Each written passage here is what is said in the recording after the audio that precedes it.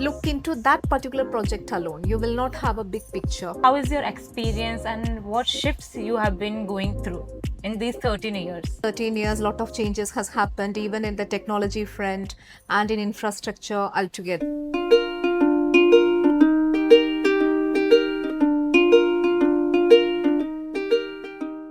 Hi guys, today's guest is Viveka Sundar, having almost 13 years of experience. Let's have a word with her and take more guidance regarding the career growth and the current industry, how it is going in specifically in Dubai environment. Hi Viveka, Hi Sanchina. how are you doing? All good, thank you. How are you? I'm also fine. So I just wanted to know from you, like it's been almost 13 years you are in Dubai.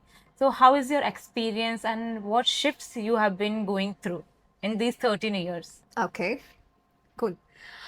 Yeah, as you told, I came here to UAE around 2013-14 at that time frame actually. So at that point of time, you see UAE is entirely different. In this 13 years, a lot of changes has happened even in the technology front and in infrastructure altogether. Because when I started my career back in India, because even before coming to UAE, I was working in India in a consulting firm.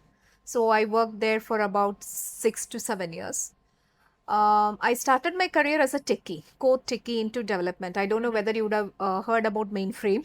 Yeah. So I started my career as a mainframe developer. So I use the technology to solve the complex problems and all. But after some point of time, I felt that this is not my cup of tea. Because when you're delivering a technical, I mean, when you're coding, when you're testing and all, you will look into that particular project alone. You will not have a big picture. I often love the strategy, governance, and looking into a big picture, how actually our technology is helping the business to deliver and so on. So that is when I shifted my focus into project management and governance. So when I landed in Dubai, initially I went into a startup company because at that point of time, particularly getting a job in IT was a bit difficult. It's not like nowadays because IT was blooming at that point May I of know time. the years like in which That's what 2014. 2014. Okay. 2014. So at that point of time, I entered into a startup company. And that company actually gave me a lot of experience because it is not only IT, right? It's like how a new company is being set up. What are all the things that is needed for that? How will you look into the financials of a company? So that is my base, I would tell, to look into end-to-end functionality of a business, how to run a business, what is P&L, because it is not only technology. When you're delivering a technical projects alone, it will not help any organization to that extent. When you're delivering something, you should understand what is the impact that it is creating to my business. What am I delivering to my organization? How it is acting as a catalyst for my organization. So these should be the questions you should ask yourself. So as I mentioned, that startup company was a key to me in UAE to understand UAE fully because at that I don't know anything about UAE when I landed here. My husband was here in UAE for quite some amount of time. So you were already married that time, or how it was? I was married when I was doing my bachelor because in our community, I mean, very few girls will graduate, and particularly in my family, I am the first graduate, and that too I did my engineering. So when I was in my sixth semester, I got married. So after my marriage, I did my 3 semesters. Okay. So that is how it is. So at that point of time itself, my husband was in UAE. So after serving there in India for 6 to 7 years, we thought that we need to take a decision. Either he should come there or I should come here as a family. So I thought I'll shift here. So that was a major decision I took because I was very well settled in my first company, I would tell, in that consulting firm. I was in a very good position. I was working with the VP, one of the 5 VPs, because there were around 4 lakh employees in that company and 5 to 6 VPs were there. So I was working along with him, heading his PMO team. So I left that job and came here in UAE. So I don't know, I don't have any clear picture of how I would restart my career here, right? So luckily I got into the startup company. As I told, it gave me a lot of experiences. So once I'm done with that, then I moved into another company, which is a locally owned company over here. So I worked there for 4 years. So again, that company gave me a lot of experience. Touchwood, till now, I have very good managers throughout my career. That is That is also, really. yes, that is much needed. Even if you have talent, even if you're performing, if your boss is not good, nothing will go well. So that is one of the biggest strength I would tell in my career. All my bosses throughout my life, even till now, they are very supportive, and they will actually recognize if you deliver, and they will give you the credit as well, which matters and which is a motivation for you to further perform. That is right? rare to find, Viveka, I must say, because I know I have discussed a lot of people and they always complain, see, we are doing the work, but the credit is going to somewhere else. And Exactly. it happens like in corporate, we know politics is there. But mentioning you have been receiving always a good management, that is really That's something. right. And particularly, I would actually agree with you. Particularly to women, to the young girls, I would tell one thing. Always having confidence in yourself. Whatever you do, do your best. Deliver it. Someday or the other, it will deliver the results. So that is what we should always understand, and that is what we should always focus on. So that is the main strategy, and that is the main goal of my life as well. Because don't expect immediate results whatever you're doing. Right. Think in a wider picture, longer picture. How this will impact my career or personal life in another 5 years or 10 years is what you have to question. Yes, yes. We shouldn't focus on immediate small growths. We should focus on a long term strategy, right? Because I have seen people switching companies very often, like 6 months, 1 year, just for the sake of money. So that will not help in your career. At least 2 years or 3 years, if you're in a company, then only you will understand something. You will have a sense of achievement that yes, I have achieved something. I have delivered something to this organization. Yes. So that sense of contentship, that is very much needed in a career. So I just wanted to know, somewhere now AI has been taking a shift exactly. and like involving in our day-to-day lives earlier. Now, in this area specifically, what changes you feel like must to have as working in a corporate, as working as a tech lead, or as working as a young someone who is joining? So, just want to have your insights on that topic itself. Yes, good question.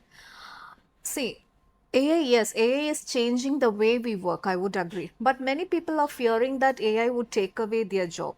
It is not the truth. You should use AI like your friend or your coworker or a teammate. So you should have the maximum utilization of the AI. For example, when internet came very long back, I guess when I was in my school or college, that came. So at that point of time, there were a set of people who are very reluctant to use internet. They will be like, my data will be leaked. What will happen to this, that, and all? And those people are left back. So the same thing will happen in AI. So if you don't learn the new technologies, if you're not actually ahead of using those in your day-to-day life, personal life as well as professional life, you will be left behind.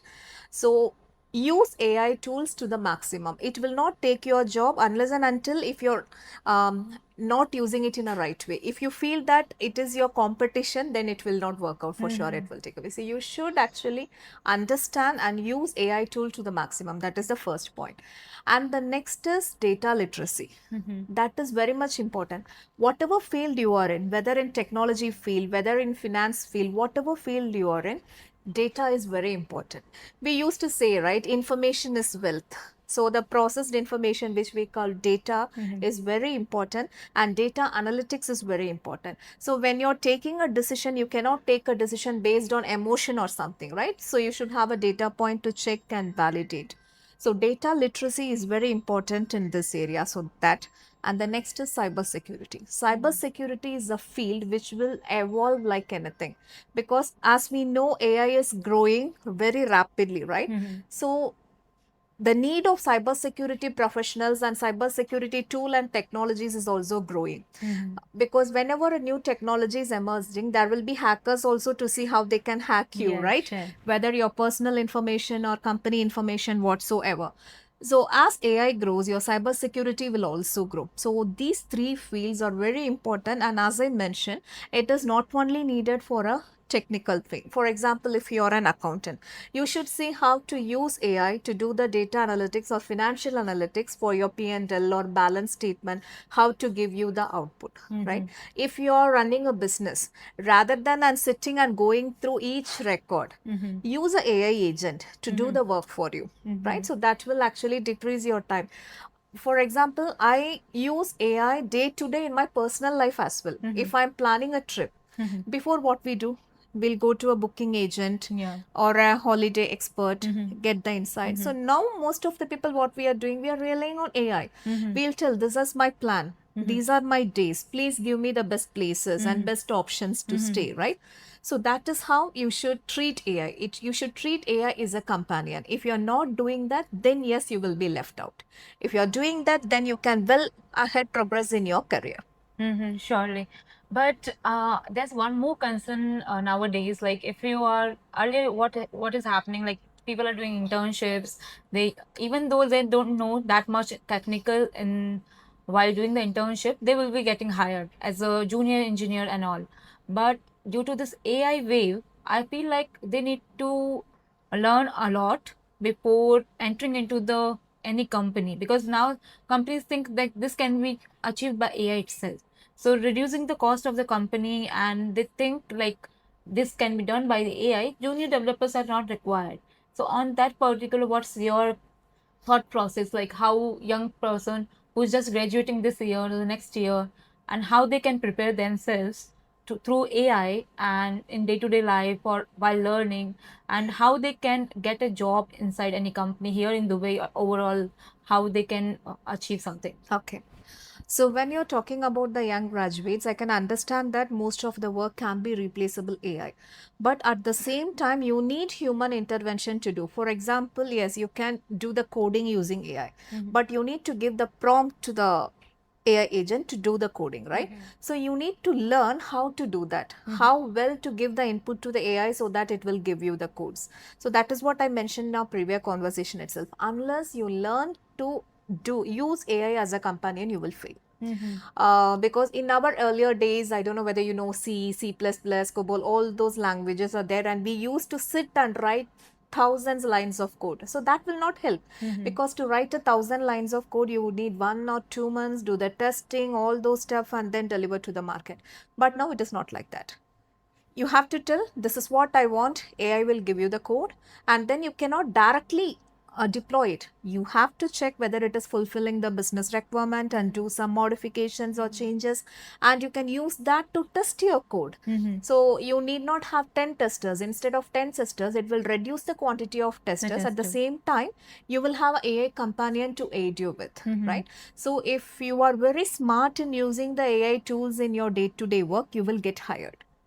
But if not, no, I will not change my way of working. I will do the way where I used to do, then you will be left behind. Because now producing a report in earlier days for us, we have to get sources from various, get data from various sources, analyze it and produce the report. Let's say it will take a week to complete the work, but that can be done in hours today. Why? Because of the AI tools, right? So whatever graduates you're graduating in, not only in IT industry, again I am telling, in any industry you should learn how to use AI in your work smartly. There are two terminologies, hard work and smart work. So nowadays hard work alone will not lead you work. You need to be smart enough to understand the latest technology and implement it.